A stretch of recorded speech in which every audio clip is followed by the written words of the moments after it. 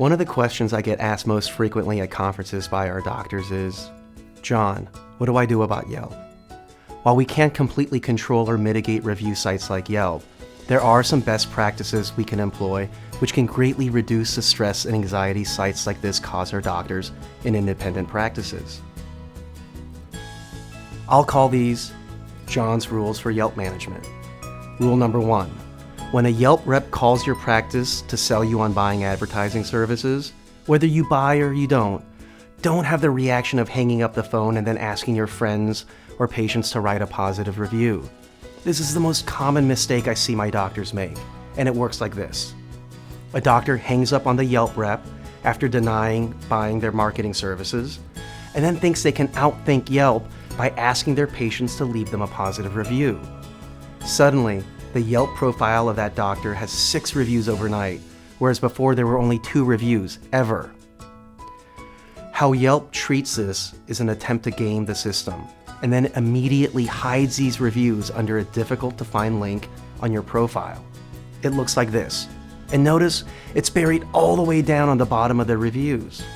So many doctors naturally think, Yelp is extorting me. I turned down their sales rep, and now they're hiding my positive reviews until I become a paying customer. It's simply a matter of not understanding how Yelp's algorithm works. If you're going to get positive reviews, they must be paced at a steady rhythm. Rule number 2. Don't reply as the doctor. I've seen too many great doctors make bad decisions in this regard. Responding directly to negative reviews makes a bad brand impression. If you feel the need to reply, have your office manager reply for you, and always keep the tone positive. Rule number 3. When asking Yelp to remove a negative review, understand Yelp's policies for removing negative reviews. They will only do it if it meets one or more of these conditions. 1.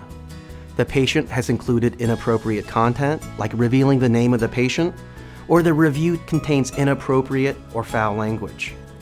2. Naming another business as a conflict of interest.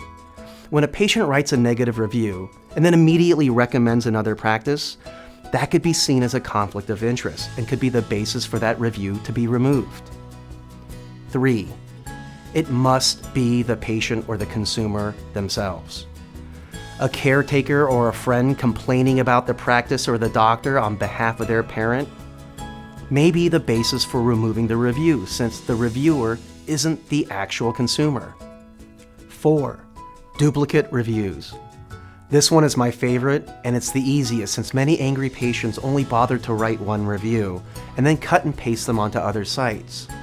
Always check to see if a negative review of your practice is on other sites beyond just Yelp. If so, Yelp may remove the review since it's not unique to Yelp. And finally, never pay outside parties to write positive reviews. Over the years, Yelp has become increasingly smarter at detecting these types of fake reviews. And once detected, they may place this pop-up banner sign when patients visit your Yelp profile. It's your reputation and good name you've worked so hard for. Go own it.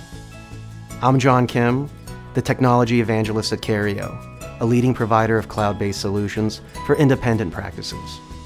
I've started and grown successful businesses before, and I know what it takes to reach your audience online. For more tips, download this helpful guide.